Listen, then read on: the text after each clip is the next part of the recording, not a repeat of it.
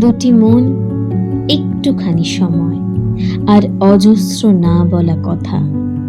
এই নিয়েই শুরু আমাদের লাভ জিপিটি, শব্দে শব্দে বোনা এক অনুভব। শুরু হচ্ছে লাভ জিপিটির ৫ম এপিসোড, শেষমেশ তোমাকেই পেলাম।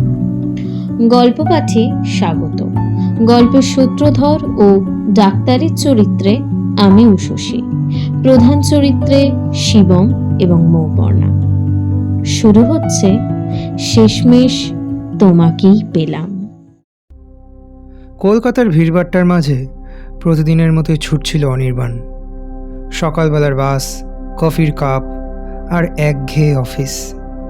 জীবনটা যেন শুধু দায়িত্বের তালিকায় আটকে গেছে। ভালোবাসা, সেটা ওর জীবনে কোনোদিনই ঠিকমতো আসেনি। একদিন অফিস থেকে ফেরার পথে হঠাৎ বৃষ্টি নামল। বাস স্ট্যান্ডে ভিড় জমেছে। সবার মাঝে দাঁড়িয়েছিল একটি মেয়ে। নীল শাড়ি, ভেজা চুল আর চোখে এক অদ্ভুত শান্তি। অনির্বাণের চোখ হঠাৎ তার উপর গিয়ে থামল। মেয়েটা ছাতা আনেনি।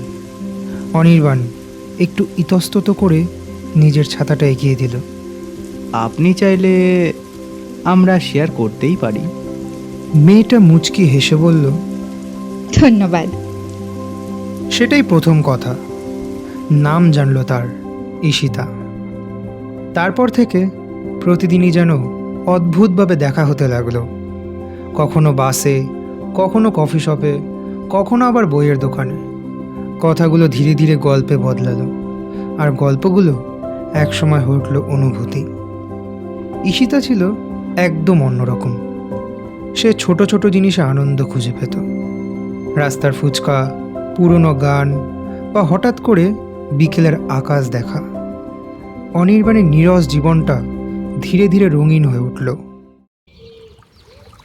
একদিন গঙ্গার ধারে বসে ঈশিতা বলল, জানো, আমি খুব ভয় পাই যদি যদি একদিন হঠাৎ করে সব কিছু বদলে যায়। অনির্বাণ তার হাতটা ধরে বলল, আমি থাকব, সব কিছু বদলালেও আমিই থাকব। কিন্তু জীবন তো গল্পের মতো সহজ নয়। কয়েক মাস পর হঠাৎ ঈশিতা যোগাযোগ বন্ধ করে দিল। ফোন বন্ধ, মেসেজেরও কোনো রিপ্লাই নেই। অনির্বাণ পাগলের মতো খুঁজতে লাগলো। কোথাও কোনো খোঁজ নেই। প্রতিদিন সেই বাস স্ট্যান্ডে দাঁড়িয়ে থাকত, সেই গঙ্গার ধারে যেত, কিন্তু ঈশিতা আর আসেনি। একদিন হঠাৎ অনির্বাণ একটা চিঠি পেল। অনির্বাণ, আমি জানি তুমি খুব কষ্ট পাচ্ছ, কিন্তু আমার আর কোনো উপায় ছিল না। আমার একটা অসুখ ধরা পড়েছে। আমি চেয়েছিলাম তুমি আমাকে এভাবে না দেখো।